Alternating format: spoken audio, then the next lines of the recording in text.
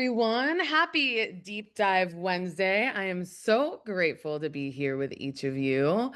Today is a very exciting session. I love all of the sessions that we do, but I think one of the most important things that we can talk about is money because we just don't talk about it. And drop 111 in the chat if you're like, yeah, no, I don't talk about money. And it's real. Most of us don't. 71% of Americans are stressed out about money and not talking about it. But we all have this really big shame about money. We don't talk about it, but we need it. So, what happens when we need something, but there's struggles inherently built in with it? We struggle in silence in ways that we don't necessarily need to. And a lot of it is we don't understand the money mindset. So I have Alvaro here, and we are diving into the money mindset and all of what that means. So the reason why we created this series is because we know that we're nearing the holiday season. We know that we're nearing the end of the year. We know that taxes are coming up. All of these big financial things are happening as we near the end of the year. And it's so common for us to feel financial stress in general, basically as a human being, 365 days a year. But then as we're stepping into a season that is very money motivated and very materialistically motivated, and that drives a lot of stress for a lot of people, this is a really important time that we start talking about it because it does two things. When you gather a community of people together, the great part of it all is that we all start to see that we're not alone. When we don't talk about things, when we have shame, when we have embarrassment, when we have judgment, when we have guilt, we internalize it so much. We make it a problem about us and we think that it's just us. We think that everyone else in the world has their money perfect and we're the only ones that have a money problem. And how did I let this happen? But the statistics tell us that 71% of Americans are stressed about money every single day. 50% of people making six figures or more are living paycheck to paycheck. But we're not talking about it. So, this is the conversation where we talk about it, where we bring it to the table, and where we share all of the insight that we have to start giving you the opportunity to make some change. So, in these sessions with life guides, we've built our events to take you on a journey of growth, and we've built our events to meet you where you are. There are some of you who listening to this session is going to be more than enough for you. And you're going to be like, cool, I have never thought about money before. This is a big part of my life. And even just listening to this is helping me grow. Perfect. There are those of you who are going to want to take it a little bit deeper. And you're like, okay, cool. I am on the session and I want to go deeper and I want to do more work. And I'm going to pull up something on the screen for you because we've made it so that you can do the work and we've made it as easy as possible for you to be able to do the work. And we want to give you the resources to do that. So I'm trying to figure out why my screen won't let me pull it up. But the way that it works is we have this event, which is the event where you get the information. Getting information is great, but one of the challenges that happens is we intake information and then we don't do anything with it. And sometimes it's a seed planted. Maybe you need a seed planted today that will grow and spurt out maybe a year from now, maybe 5 years from now. But maybe some of you planted that seed today and are watering it today, and you're like, okay, it's time to do the work. So we have our deep dive mentorship call next Wednesday at this time. It is me and Alvaro, and it is an open forum, open room where you can ask questions about your money mindset, and we can give you real live advice and feedback. Again, the great part about a group environment and a community environment is you get to hear other people's questions and you get to hear other people's stories. And that will start spiking different, oh, I never thought of that. Oh my gosh, I went through that and I helped this way. And we start helping each other and supporting. And again, realizing that we're not alone because a huge thing that happens with money is we think that it's just us. So you have two QR codes on the screen right now. These are going to be how you register for the two things that are going to get you the greatest results in your financial well-being this quarter. We are not messing around this quarter. We are taking it very seriously. And we have the option for anyone who's on any scale of seriousness to join with us. But for those of you who are really committed to doing the work, the deep dive mentorship is next Wednesday. I highly suggest registering for that. But even beyond that, I suggest booking your exploration call with one of our guides and finding a guide who can take you on this journey because my personal story with money and my money mindset had to change to make that happen. is that about 14 months ago, I was $30,000 in debt. I had just started working for Life Guides. I ran my own business, didn't really do it that well, didn't have good financial foundations, and ended up in a precarious situation, living with my mother at 27 years old and needing to pay back $30,000 of debt. Very, very, very uncomfortable situation to be in so many ways. I think just being in $30,000 of debt is a lot. I think living with a parent is a lot. And then take Akira, with how passionate and fiery I am, living with an Anne Marie, who's my mother, who's the same. Oh my gosh, it has been a journey. But I had to realize that if I don't make sacrifices for what I want, then what I want becomes the sacrifice. And what do I want? I want my freaking freedom back. I want to pay off my debt and I want to live in my own home. That's all I want. So this past 14 months has been so much work. And to change your mindset around money, because money is so significant and so deeply ingrained in it, because it's one of the most important ways that we access resources in this modern day world. And it's the way your ancestors did as well. So it's something that has a lot of generational programming beyond it as well. So it took me having a guide every single week for the past 14 months. I have had a guide call. So that means I've probably had 70 calls with my guide in the past 14 months where I went from being really in debt. And the problem wasn't the debt. The problem is that I had no idea how to get out of it. And I thought that there was a secret formula. What I learned in the past 14 months is that the secret formula is making sacrifices and saving your money and really seeing that we have to change our mindset. So I changed my mindset. Every time my guide helped me with this. She gave me this, and this is the one thing that saved me. She was like, I want you to think about this. Every single time you spend money, you want that cute little purse? You want to go out to dinner? You want to have that little drink? You want to consider going on that vacation? Every time you swipe that card, it's another week at your mom's. If you go on that vacation, it's another 2 months at your mom's. Is it worth it? Do you understand the consequences of your actions, Kira? So every time I would almost want to buy something, I would literally look at it and I'd be like, is this worth the agony that I'm currently living in? And my mom's great and we're both amazing people, but come on, two fiery grown women together? Is this worth it? No, it's not. And now, 14 months later, I am a week from moving into my new apartment. I am 100% debt free. I own all of my assets. And that's because I had a guide to do that, because I had this debt for 6 years. And I never did anything with it because I didn't know how to. And I ignored it. And drop 333 in the chat if you can relate to the story, because so many of us have similar stories, but we do not talk about it. So Alvaro and I are coming to the table today to freaking talk about it. So, with all that being said, we have the wonderful Alvaro here. Maybe you met him on Motivational Monday last week, but he is a neuroplastician and executive coach and also a certified life guide. And he is here to help us break down the money mindset. So, Alvaro, will you give us a little intro to you and money mindset and take us away on this journey? Yeah, Kira, so much of what you say resonates. And as we discussed on Money Monday, I'm double your age. So I've been there, done that probably a few times now. And these stories are so powerful.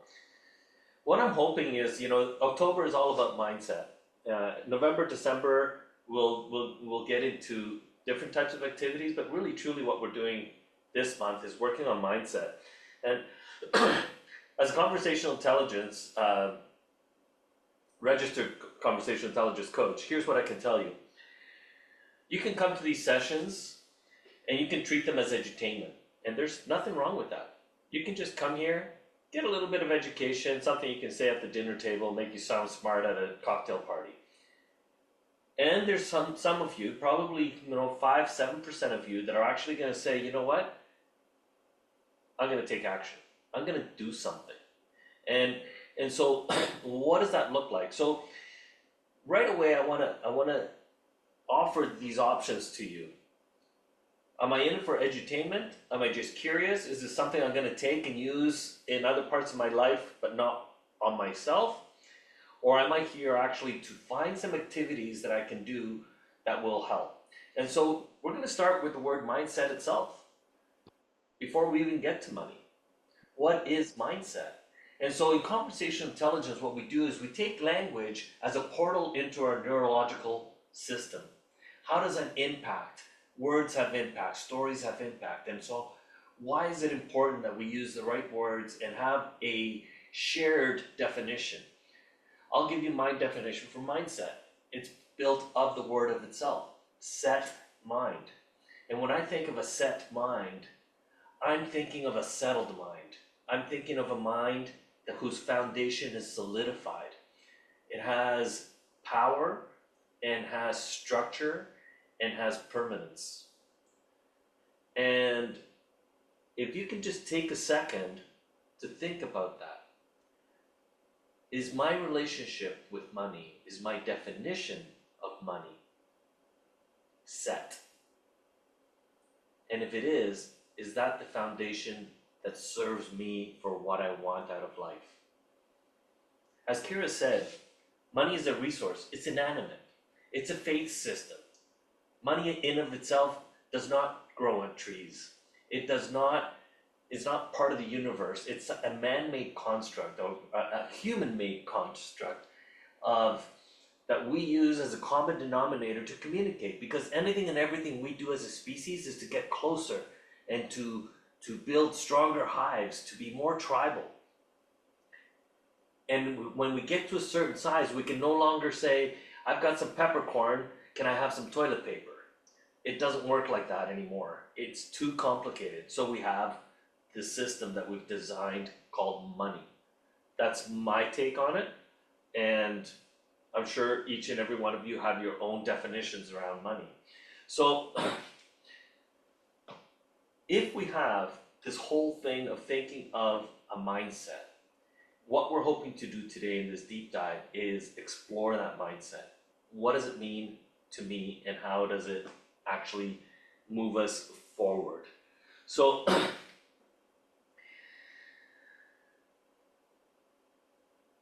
we develop our emotional construct, which is a subconscious part of our neurological system over time. Some of it is genetic encoding, can come from generations before us, people we didn't even ever meet.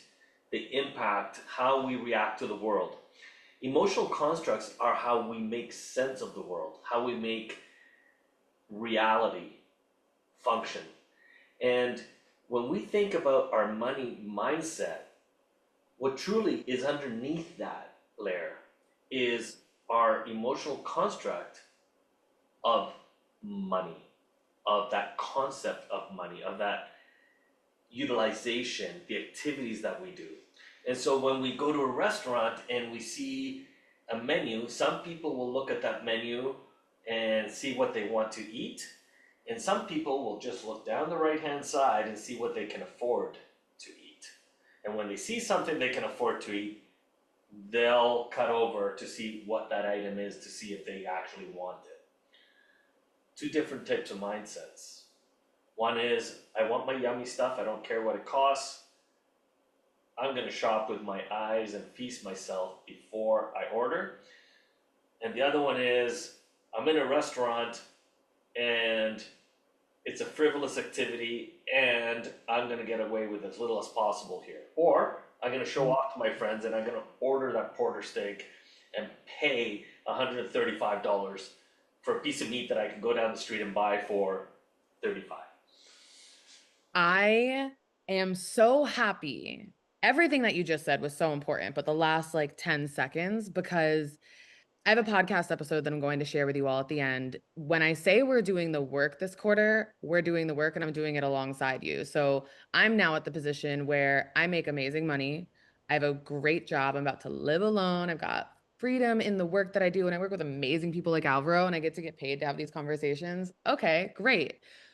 But there's a real thing called lifestyle creep where when you start getting more financially secure, it's very easy to spend a lot more money. And a lot of that can be based on who you think you want to be if you're not secure in who you are right now, or who you want people to think that you are. So I noticed myself in getting my apartment. I was like, I was shopping for who I wanted to be, which is so funny because I love the woman I am right now. And the woman I am right now is the woman I've wanted to become for so long. But because I started taking inventory of my money and realizing that I'm in a great financial position, compared to where I was last year, my mind was like, oh, you're good, Kira. You can buy a custom couch. And I didn't. I've had to reset that. So that's one side of it. But the other side of it is, in which ways are we attempting to impress people with our money that we do not have? And the podcast I'm sharing with you, we're not diving deep into that today. There's other layers that are a lot more significant and large, but I'm sure Alvaro will absolutely cover that in some way. But the podcast I'm going to send you is 90 minutes of only and exclusively that when it comes to money. And that's a podcast that me and myself and I during this quarter, I'm listening to on a weekly basis. So these are important conversations to have in noticing, yes, what is our mindset? Because what Alvaro is saying, there's not one person who is inherently in a better position at the restaurant.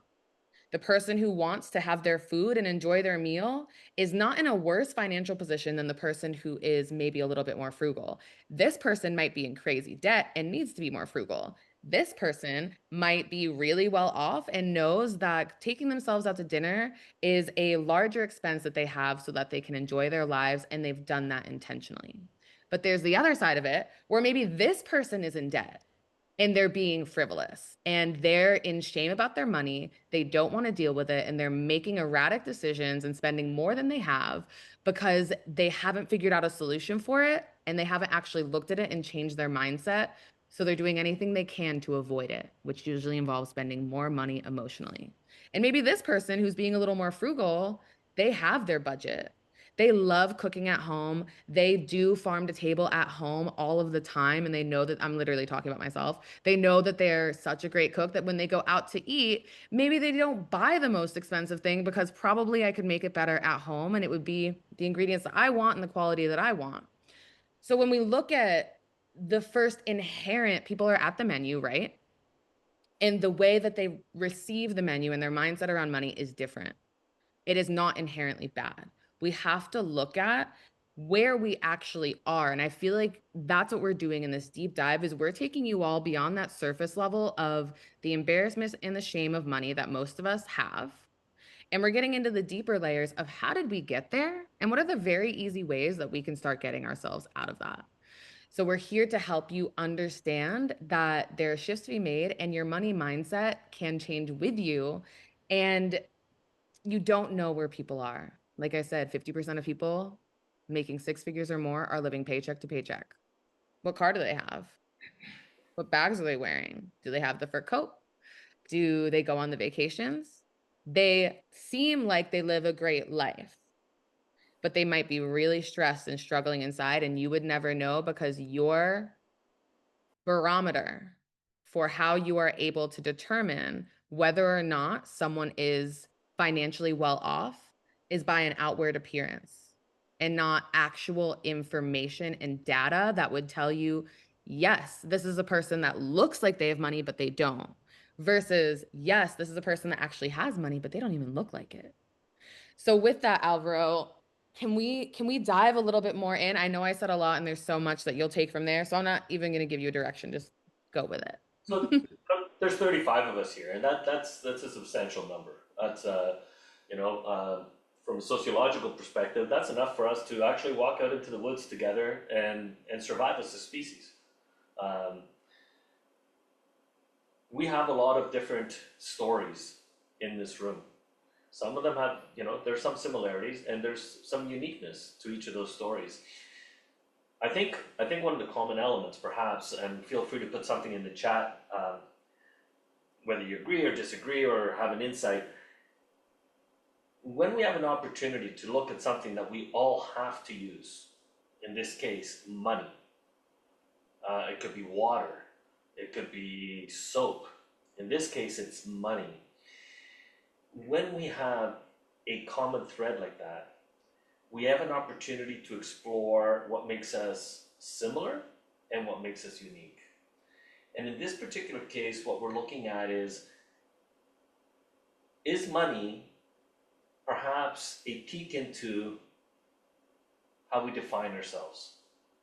Is it a mirror of sorts?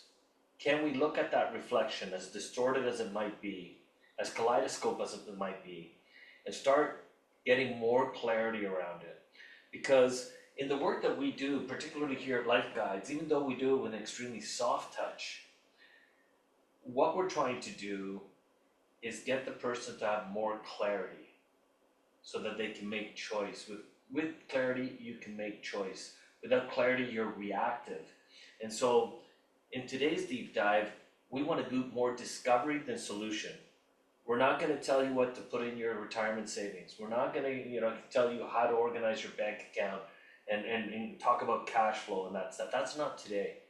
Today is more around how much of my story is my story and how much of it is my parents' story or my sibling's story or my grandparents' story or the bank's story.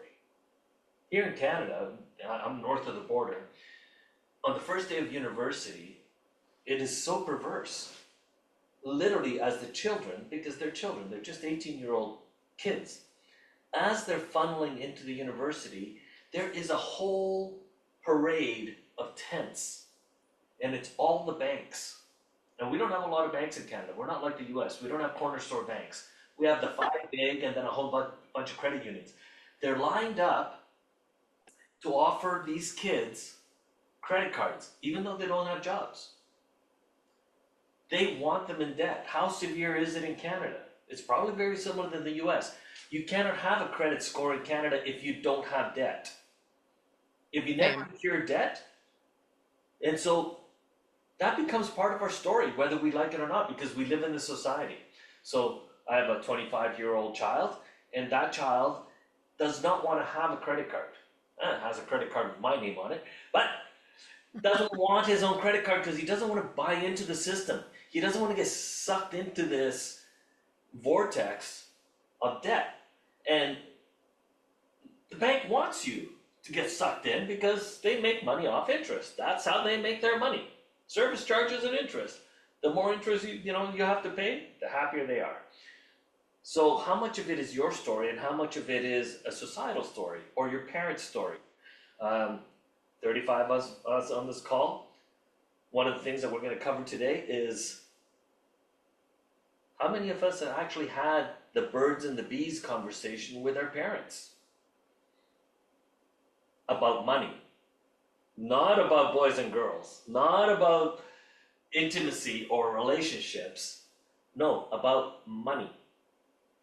And I would gather, and it's, with 35 of us, most of us probably haven't had that conversation, not in any depth, other than, oh, don't, save 50% of your income or whatever. So it's little things that don't really move the needle, right? And just a quick note on the comment. Somebody put in the chat, elbows up. I appreciate that. Thanks for acknowledging my Canadian heritage. I love it. All right, Kira. With all of that, it brings up a lot for me. We keep talking about these programmings and generational programmings and societal programmings. And I think for people like you and I who really start looking at norms and start looking at the ways in which the world is formed and which the ways in which the world can be reformed, we look a lot to generational and societal things, but that might not be the case for everyone. So some of you might not know this. Genetically, I think when we start looking at traits that we are typically believing that are mostly passed down genetically, we are typically talking about health and we're typically talking about physical appearance. So it'll be, oh, you look so much like your dad, or oh, you look so much like your mother. Or even sometimes in personality, like, oh, you are so your mom. Or you are so not like your brother. And that's usually kind of the entire scope of when we start to talk about genetics. But what Alvaro alluded to a few minutes ago is that our genetic story or our stories that come from the generations before us do inform us and impact the way we live now. And it's whether or not we were ever told those stories. When you start to realize you have your dad is 100%, your mom is 100%. You take 50-50 of both of them. You don't take just 50-50 of their health and their physical appearance. You take 50-50 of their memories, of their experiences, of what their parents did to them, of their interactions with their grandparents, of the stories that they heard, of the struggles that they had, of their debt stories. So all of that is in you as well because memory, if we didn't, and I, this can be a really hard thing to conceptualize, but this is really important when we're talking about mindset. Memory is a hard thing to talk about because most people don't understand, and even scientists don't understand what memory really is in the brain. But let's just say this: the fact that your brain can remember a story from 30 years ago tells me that it is genetically imprinted inside of you. So, in genetics, when you're being formed and when your genetics are forming, these money stories are a part of it as well because they are memories. They are stories and they've been passed on for generations, whether we've chosen them or not.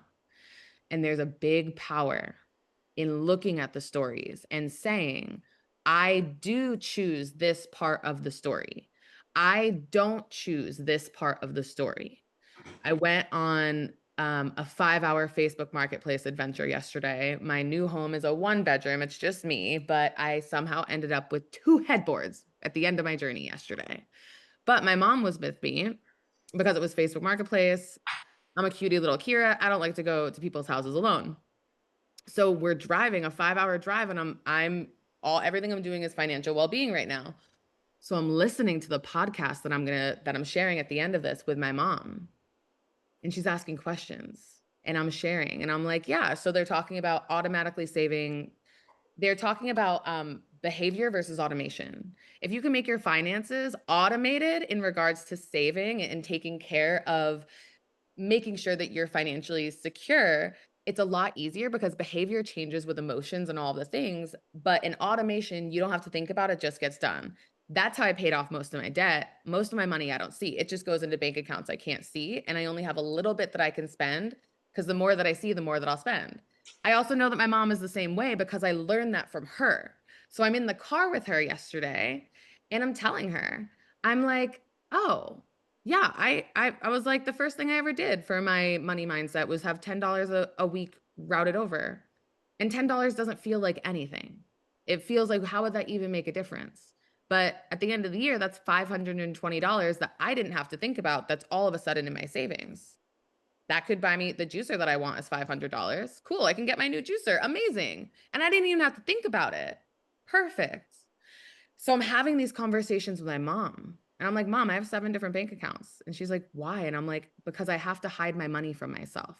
But I also need to organize it because my brain needs organization, but I can't see it. It has most of my money is in bank accounts that are hard to access so that I can't see it, so that I can't touch it. I know that my story with my mother growing up is I learned how to spend and not to save. So I'm already a master spender.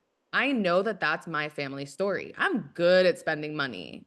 If I bought everything that I liked, I love things. If I bought everything that I liked, which I did do, I would have $30,000 of debt, which I did have. And I did fix that. But I had to fix it through my mindset of realizing, oh, dang, my family did not teach me how to save. I got taught how to spend. So my work is learning how to save. There are also other people out there who maybe your grandparents went through, or maybe your parents went through the Great Depression, right? And you're maybe closer to Alvaro's age. You grew up in understanding what it's like to be in an economic crash. And you are so frugal that it has taken away your enjoyment for life. And you choose that instead of enjoying life, I am going to be as frugal as possible and save every penny and be so stressed out about it because I don't know if tomorrow the world is going to end and the economy is going to collapse. That is in your genetic. That was a real story that your parents experienced that you lived with. So you might have to learn how to spend money. You might have to learn how it might be okay to pour into yourself. Maybe you're a stress ball and you need a massage, but you'll never get a massage because you think that that would be not a smart investment of your money, but you save 90% of your money, and maybe you should go pour that into yourself. So, Alvaro, when we're talking about money mindset and doing this deep inner work, um, how do we go from the judgments that we have around money and ourselves and maybe all of these things that we weren't aware of to now being in discovery and being in the place where we're asking these questions of ourselves? And then beyond that, I would love to know what tools and exercises you have for us to start making real tangible change in our money mindset. Yeah, it's such a simple thing and it's so challenging to do. And really, the simplicity is that you ask the same question over and over again and keep on answering that question as you peel, as you go through the layers of the onions to get to the core of it. Um, and that's what discovery is all about. Um, so genetic imprinting, for example, my mother ran her own business, single mom, 3 kids. We came to Canada as immigrants. She didn't speak the language, blah blah blah. And, all the challenges of many people here in North America. And as she lived her life, she opened a business and she ran the business. And she would say to the middle brother, I'm the youngest, and she would say to the middle brother that was working in the business with her, show me the books, show me the books. And he'd get really frustrated because, it wasn't spreadsheets back then, it was a big blue book. If anybody's as old as I am, it was a ledger book, right? So you open it up and it's big, right? And she would look at that and she'd go, yeah, She'd had no clue what she was looking at. And yet she had to ask because she felt as a business owner, she should know, and she should, it would give her some kind of control over the financial challenges that she was consistently going through. She would, um, much like Kira with her bank accounts, she would stash money around the house in different places, like a squirrel does with nuts. Well, a squirrel does it with nuts and forgets where 50% of them are, which is fine because the rest of the squirrels are doing the same thing, so they find each other's stashes. Well, we're not squirrels, so we don't really find other people's stashes of money. I'm not gonna find Kira's 7 bank accounts. And you think, okay, well, that was my mother's story. I don't have that story. Well, she never met my son. She passed away before he was born. And all of a sudden, he's 17, 18, 20, 22. And what does he do? He stashes money in different places in the house. He Wow. never met my mom and he does not know the story. And yet, well, he knows the story now. I shared it with him. But this is what genetic imprinting looks like. It, Wow. we end up doing things that our forefathers did, our foremothers did, without knowledge, in the sense of we think of knowledge. It's there because it's, our DNA. It's a diary. It's a massive diary. It's not a small little book. It has generations. That's how survival of the species works. You have to pass the story on, or else you'll make the same mistake and die. And so Hmm. we pass these stories on. And so the epigenetics of it all, it's real. And so for today's mindset, it's about looking at that saying, can I peel back the onion and reverse engineer? This is my definition of money and this is my story of money. Now let's look a little deeper. What's my story of money? And how much of that is my parents' story of money? How much of that is my siblings' story of money? And then we'll go deeper and say, how much of that is actually not my parents, it's actually my grandparents' story of money on my father's side, on my mother's side. Um, and all of a sudden we'll start finding that, hey, wait a second, I'm carrying a whole bunch of stuff here that isn't even me. It's just cobbled together from a whole bunch of other experiences, society and other influences, right? We do have Kira, I want to make sure that we're being respectful to this question that's I up here. love that you saw it because I was gonna interject at a very eloquent time, but yeah, read it. I have an answer, a more very simple, basic, not mindset answer at all. It's just an action. So will you answer maybe with a mindset? Sure, Actually, I will answer with my action, and then you lead into the mindset of that. So the perfect. question that's in the chat, it says, or in the Q&A, it says, I have recently been in an avoidant mindset when it comes to my finances, but am ready to take more authority of where I am and would like to be. First of all, before we even get into the question, thank you for acknowledging that you've been avoidant, and thank you for acknowledging that you're ready to do the work. What I will tell you as a recovering money avoidant is that your avoidance is going to get exacerbated in this journey because you're going to be asked to do everything that you've been avoiding for a very long time. And that's why having accountability and someone who's going to hold your hand is going to be so helpful. So the two actions I'm going to give you are look at your account.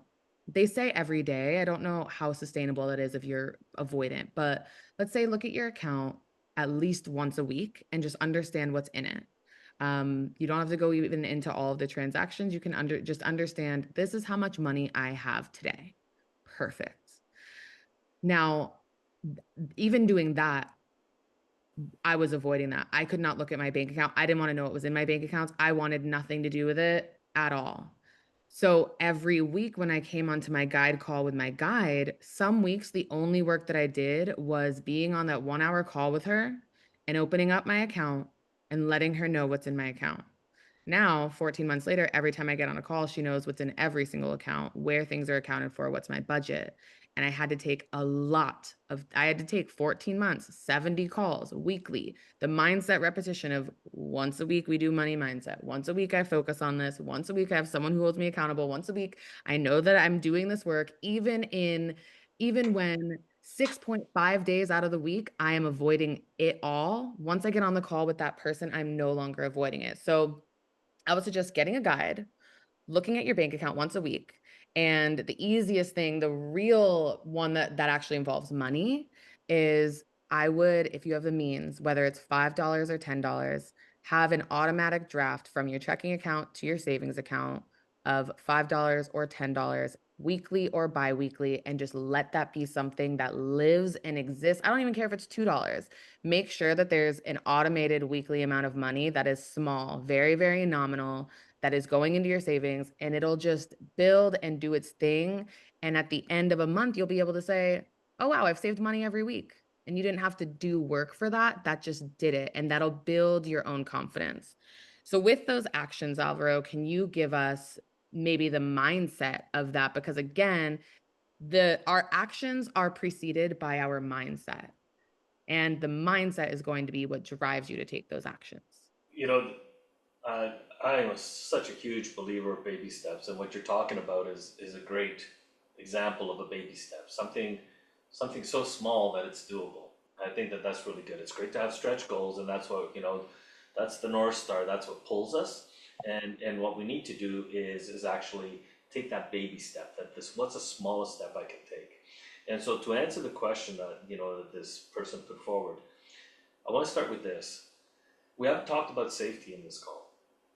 And there's a whole group of us here that are going to talk about things that are extremely personal. Um, and we may not talk to them, we may not speak them out loud to the rest of us, yet we'll speak it to ourselves. And that is more important than the rest of us. So here's what I suggest. In order to create a healthy mindset, can we accept as a group that judge is always there? I don't want to say let's do this without judgment. I want to say let's do it with judgment. What I invite you to do is be the observer of that judge. Don't let that judge rule the day and take the podium and dictate. Let the judge be there as a guide, oh, isn't that interesting? Let's get curious about that judge, because that judge is what's creating the mindset you have today. So if we can agree that that judge exists, that it'll be there no matter what, then we have an opportunity to play with that judge. If we're not willing to do that, then we're going to stick to this mindset of not being able to move, that stuckness. What's required for that and for these sessions is vulnerability. We're talking about something that touches our egos. We're talking about something that could dictate our legacy. We're talking about something that can ruin marriages or make them. It's important. It impacts our lives on a daily basis. So Kira's baby step is so beautiful, it's so elegant. Just a small something so that you can see that you can do it. So that you can experience what it's like, the path of least resistance. Because that path of least resistance is actually what it's doing is it's connecting one neuron with another neuron that weren't previously connected. And that little synapse is a roadway. And what we want to do is we want to take that, and initially it's this path that you can barely see in the forest. You know, like you kind of look through the trees and go, it looks like there's a path there. And we want to go take that path, and we want to take it and take it and do it and do it and do it and do it until it becomes a path big enough for 2 or 3 people. And then big enough for 2 horses' ass. Because 2 horses' ass is a roadway. Can we do that? And that is the repetitive baby step that will allow for the mindset to develop, the synapse, that road to develop, that makes it have longevity, that makes it so it becomes the norm. Can So, I ask you a question with that? yeah, Because I come from the mentality of when we get really excited when we realize that there's a place that we can grow and we realize that there's answers. We want to do everything all at once and we have this 0 to 100 mindset. But I'm a big believer in 0.01% daily. That is a fraction of a percent every day. If you focus on 0.01% daily, the babyest of baby steps, and if you do that every day, then in a year you'll have grown 109%. What does that mean? That means you're a whole new person by minimal action every day. So instead of going to 0 to 100 in a week, let's go from 0.01 to 0.02 to 0.03 every single day and get there. But what I want to know, Alvaro, and what my follow-up question is for you is what is when they're aware of that judge of I can't believe they're spending money on that, or I'm just going to buy this, I'm having an emotional day and it doesn't even matter. um what is the one question that they can ask themselves that gets them aware of the judge and gets them into changing that? And I imagine maybe the question would be something like, why? Asking the judge why we say that, or something along those lines. How simple and easy can we make it for ourselves to start questioning that judge? so the easiest way to let the judge get naked is just to observe it. So that requires us, and this is actually quite easy for us to do. We do this all the time. So this is not something you have to develop. You just have to remember to do it, and that's the development component. Imagine yourselves as 2 people. One is the doer and one is the observer. What does this look like? Have you ever done something physically that you haven't done before? Surfing, skateboarding, walking down the sidewalk right on the edge, trying to stay balanced. We actually take ourselves out of our bodies in order to do that. And we observe ourselves in order to understand our extremities, how they're playing with the world, with gravity, right? Psychologically, in our mind, we can do the same thing. We can be the observer and see, oh, there's the judge. And instead of trying to say, oh, wait, don't let that judge take you down that path, is just observe. Is just observe ourselves. What does that look like? In the process of playing with money, you can, for example, say, oh, look at that. I received a check. And just see what is the judgment that comes with it. Oh, that's such a small number. Or it's from the government. What does that mean to me? And just be observant of that. And so I have 7 bank accounts. If I have 7 bank accounts and the judge is like, yeah, of course you do, you idiot, because that's the only way you're going to hide money from yourself so that you don't spend it all. That's the judge talking. But instead of saying, oh, I shouldn't do that, it's just be observant of it. Say, oh, that's interesting. And then, in that observation, what I invite you to do is think about what does that allow for and what does it close down. So in Kira's example, I've got 7 bank accounts. What an idiot. I can't believe I have to do this in order just to save like a little bit of money and not overspend and live within my means. Oh my God. What that allows for is a realization that there is a challenge that you're trying to grapple with. It also allows for realization that it's truly important to you. It matters. This is something that matters. It matters so much that you've opened up 7 bank accounts in order to deal with the challenge.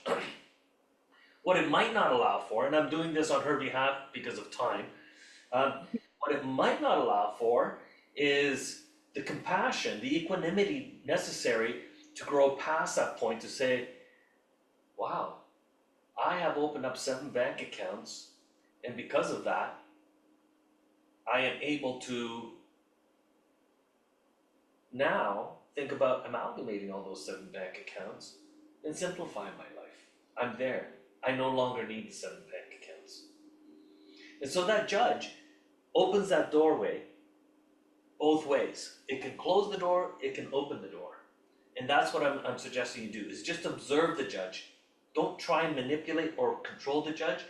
At this point, at this very beginning point, the baby step that goes along with Kira's activity step of just do something that allows $5 to go into, automatically go into an account.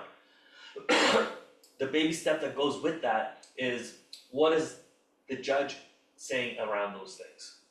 And then the other part is this part that we have here of understanding our own personal emotional construct. So it's already almost 10 to the hour.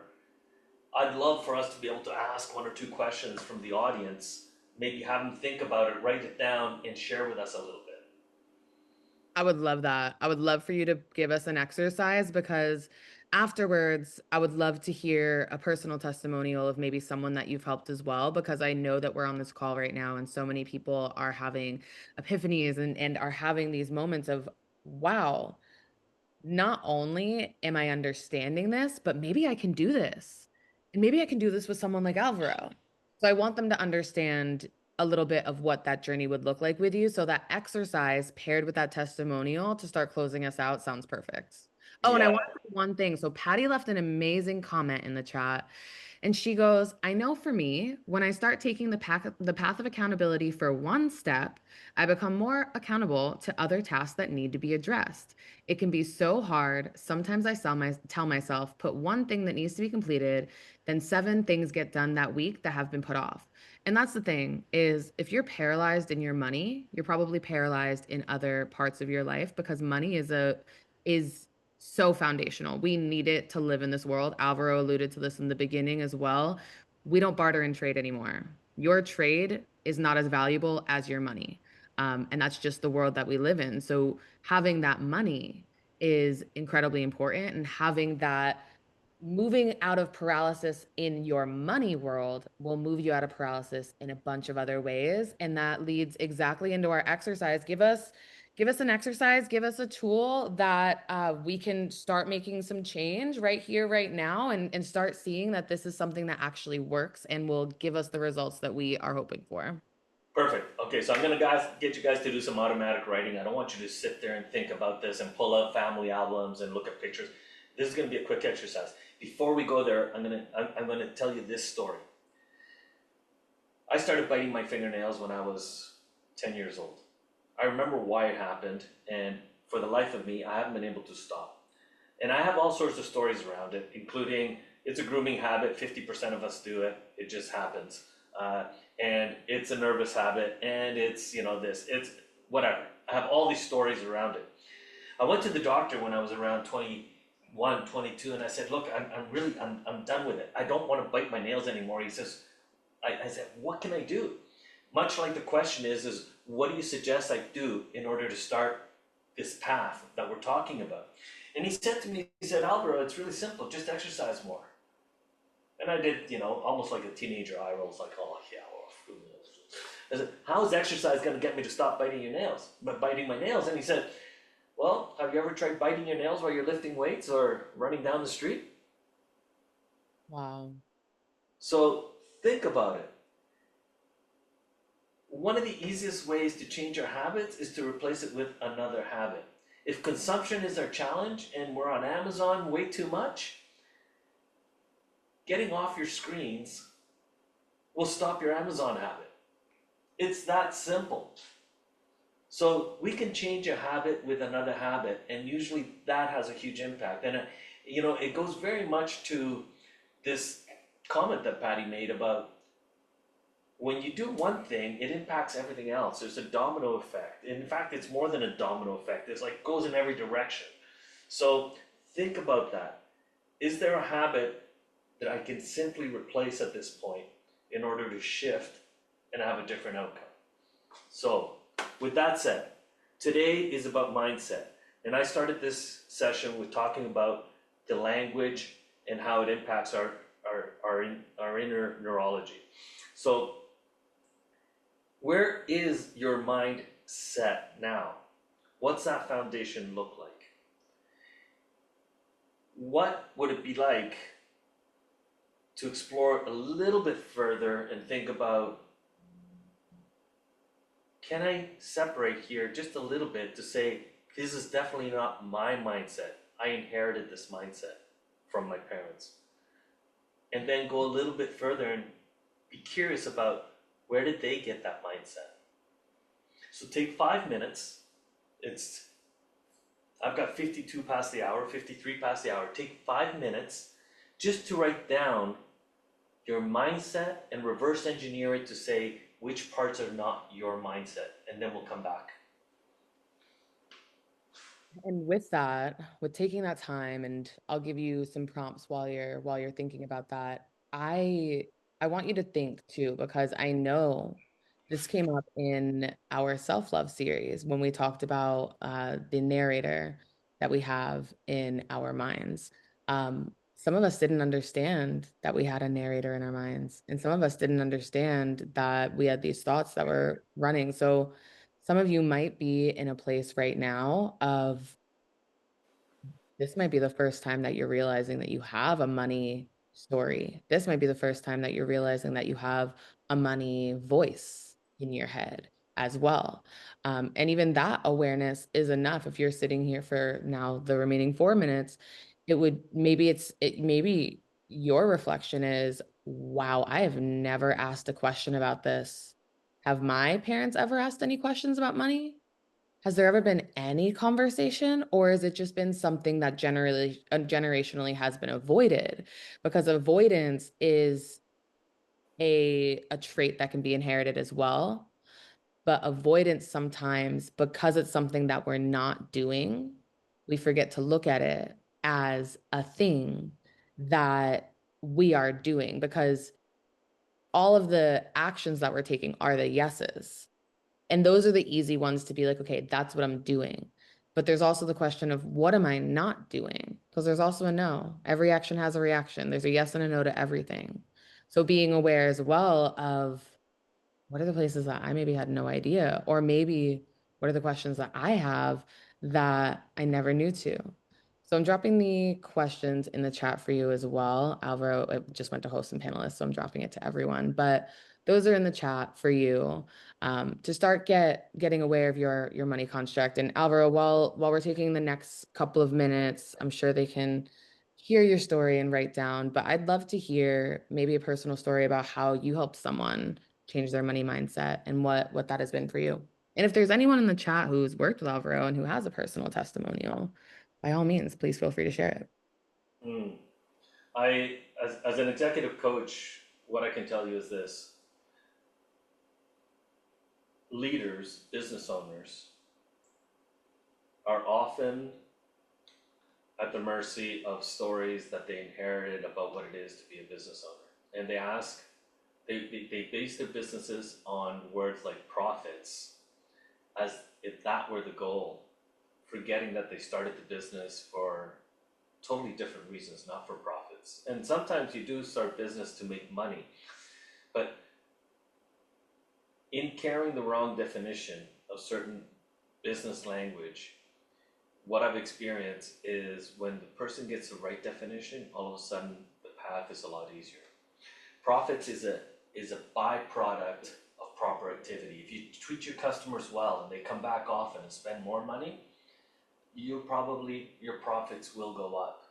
But if you concentrate on profits and forget that your client is standing on the other side of the counter, you're probably going to lose the client. And so redefining where the focus needs to be has been huge. And I've worked with many businesses that this has been one of the starting points. We can make a lot of mistakes around money. Interest rates are given to us in percentages. The human mind cannot possibly compute what that means.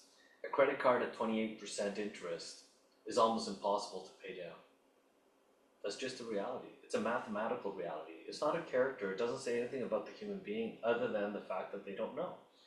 And so compound interest works both ways. If you can get a 28% rate of return on your investments, you will be very rich very quickly. And if you have debt at 28%, it'll work exactly the same in the opposite direction. So deal with dollars and solid figures, don't deal with percentages.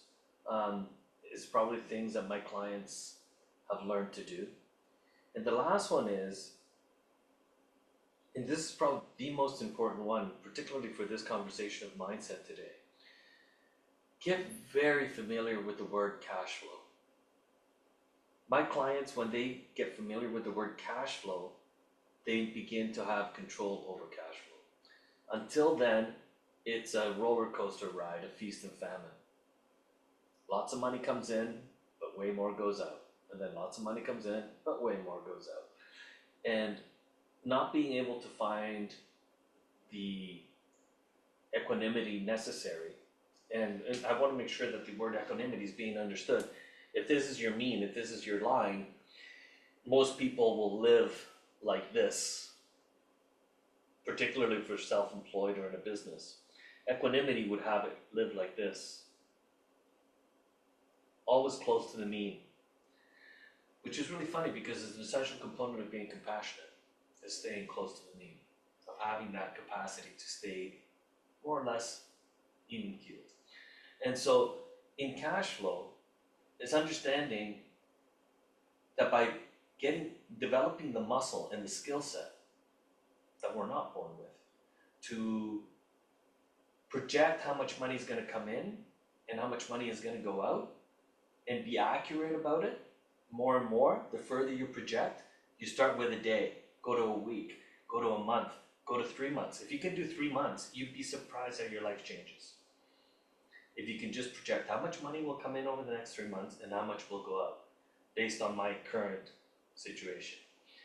Having that understanding allows you to do a lot of what Kira is talking about in terms of making decisions around, do I put $5 or $10 into that savings account every week? Your So cash what flow. I'm hearing is that our goal, if we're on a journey, which we are, if we're on a journey from today until December and hopefully beyond, my journey has been a 14-month journey. I didn't just do it for a quarter, I've done it for all the quarters.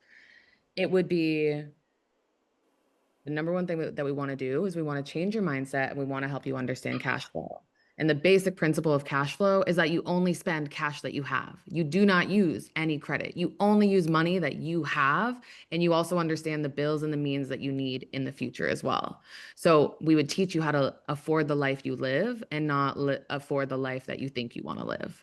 So I'm dropping a podcast in the chat. The podcast is the one that I talked about before. Everything that Alvaro just summarized all of this into, that's a 90-minute deep dive into it in that podcast episode. I highly suggest listening to it.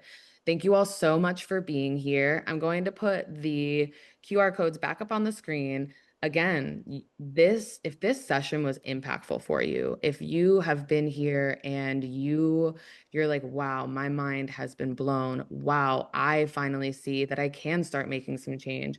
Wow, I'm starting to understand my mindset in ways that I never knew prior. The deep dive mentorship is next Wednesday at 10 a.m. Pacific time, 1 p.m. Eastern time. Sign up for that. It's a open room for 60 minutes where you get to ask your money mindset questions, just like the anonymous person did in the chat.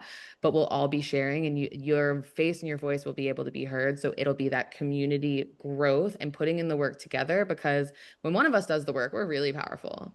When two of us do the work, we're not twice as powerful. We are exponentially powerful. And then put a bunch of us in a room together, we'll have massive change happening rapidly. And then beyond that, book your exploration call on the left-hand side QR code to have a guide follow along on this journey with you so that you have the accountability. Because there were times in this 14 months where I showed up to my guide and I was like, I don't think I can do this. I don't see feasibly that I'm ever going to be able to move out of my mom's and take care of my debt. I don't know how. And she was like, Kira, do you believe in me? That I can help you get out of debt? I was like, absolutely. That's why I'm on these calls. She's like, cool. On those days where you don't believe in yourself, borrow the belief that you have in me and I'll help you. And that has kept me sane in a lot of the seasons where life just gets crazy, but money is always going to be a constant. And it is incredibly important during all seasons of life to be accountable for our money and to take on our financial responsibility. So thank you so much for being here, choosing to shift your money story, choosing to build confidence with every dollar, and choosing to build financial responsibility. It is a pleasure and a joy. There's a survey that pops up at the end of this. Please fill that out. And we will see you next Monday for Motivational Monday, next Wednesday for the deep dive mentorship, and all quarter to really get a handle on our finances. Thank you so much for being here, everyone. Have a beautiful day. Thank you.